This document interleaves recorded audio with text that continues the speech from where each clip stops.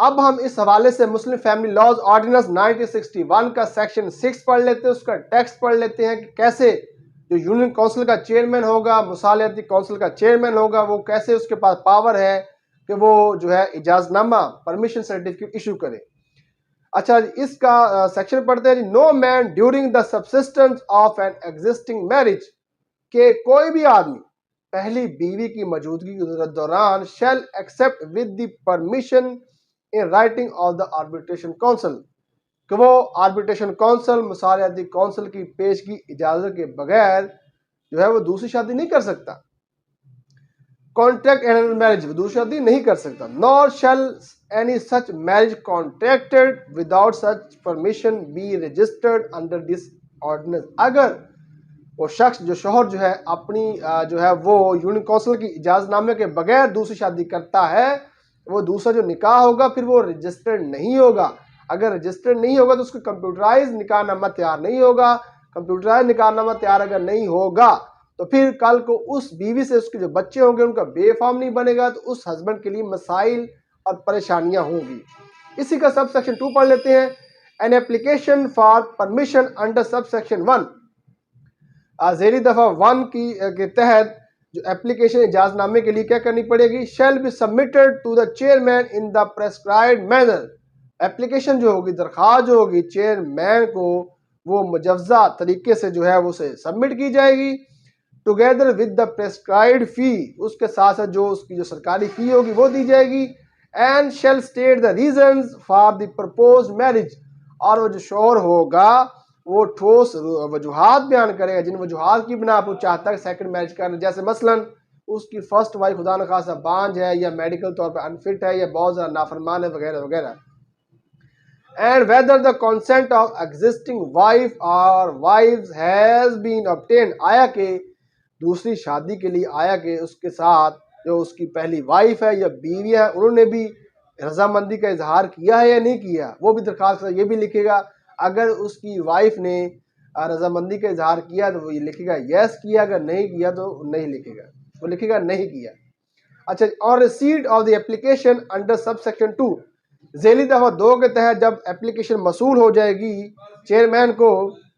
The chairman shall ask the applicant, फिर जो chairman होगा वो दरख्वास्त गुजार से पूछेगा, कहेगा एंड हिज एग्जिस्टिंग वाइफ और वाइफ, और उसकी मौजूदा बीवी और बीवी को भी कहेगा नॉमिनेट रिप्रेजेंटेटिव को अपना अपना नुमाइंदा जो है नामजद कर दें। अच्छा जी, and arbitration council so constituted में, और जो मसालियाती काउंसिल जिसको तश्कील दिया गया होगा इजाजत देने के लिए में, अगर उसे लगेगा इफ सेटिस्फाइड, अगर वो मुतमिन हो जाती है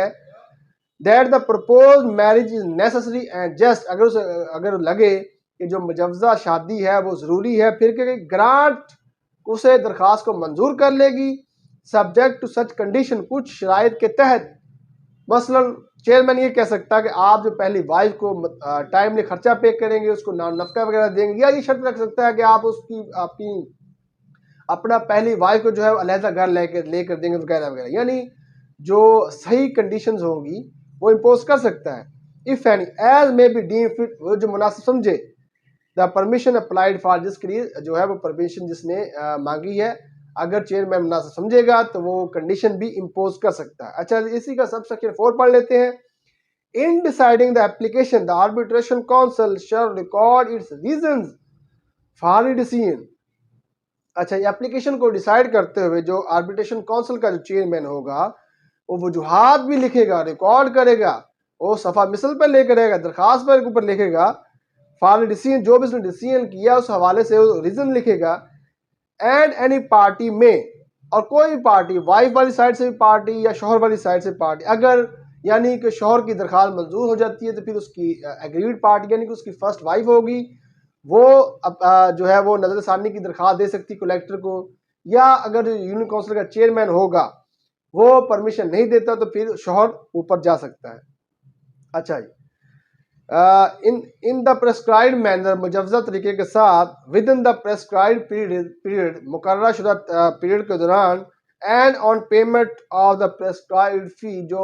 मुजव्जा फ़ी होगी उसको पे करके prefer an application for revision, नजर सानी के लिए वो एप्लीकेशन दे सकता है टू द कलेक्टर कंसर्न, मुतलका कलेक्टर को। And his decision shall be final, और उसका डिसीजन जो हतमी होगा,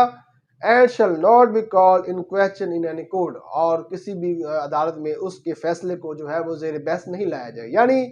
जो एप्लीकेशन होगी अगर मंजूर हो जाएगी तो अग्रीड पार्टी भी उसकी वाइफ होगी, वो कलेक्टर के पास जा सकती है रिवीजन में, या अगर जो है वो चेयरमैन वो उसकी एप्लीकेशन को डिसमिस कर देता है, खारिज कर देता है, तो फिर उस शोहर के पास ये रेमेडी होगी कि वो कलेक्टर के पास जा सकता है। अच्छा, इसी का सब सेक्शन 5 पढ़ लेते हैं।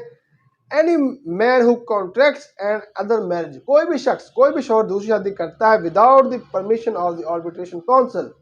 अगर वो जो है आर्बिट्रेशन काउंसिल की इजाज़त के बगैर, मुसाहलती काउंसिल की इजाज़त के बगैर सेकंड मैरिज करता है, तो फिर क्या कॉन्सिक्वेंसेस होंगे? Shall pay immediately the entire amount of dower whether prompt और डेफर्ड, फौरी तौर पर वाजिब अदा हो जाएगा उसके ऊपर जो डावर है, चाहे वो मुअज्जल हक महर हो चाहे गैर मुअज्जल हक महर हो, वो पेएबल होगा, उसे अदा करना पड़ेगा due to the existing wife और वाइफ्स, उसकी जो पहली वाइफ जो ज्यादा बीवियां होंगी उसे हक महर फिर अदा करना होगा। विच अमाउंट, जो भी अमाउंट्स में लिखी होगी हक महर, इफ नॉट सो पेड, अगर वो अदा नहीं करेगा, shall be recoverable as arrears of land revenue,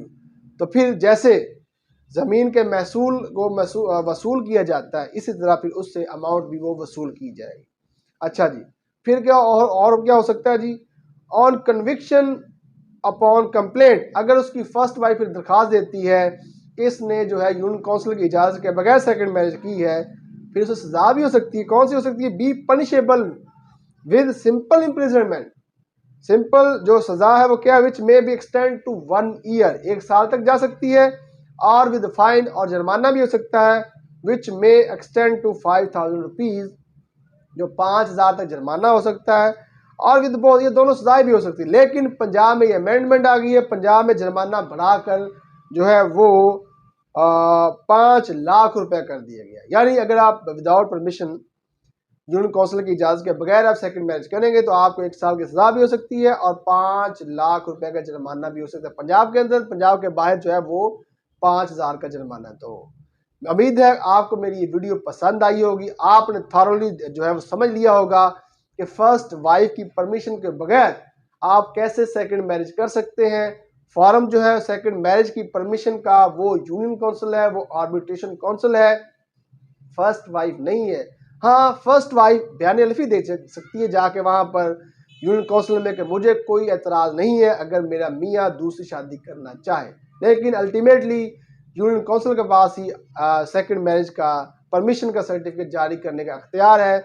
video अगर आपको अच्छी लगी हो तो लाइक करें, बहुत अच्छी लगी हो तो शेयर करें। अगर आप हमें कोई फीडबैक देना चाहते हैं तो आप हमारे इस वीडियो के नीचे कमेंट करें, हमारे चैनल को भी सब्सक्राइब करें, हमारे फेसबुक पेज को भी लाइक करें। आपका वीडियो देखने का बहुत बहुत शुक्रिया।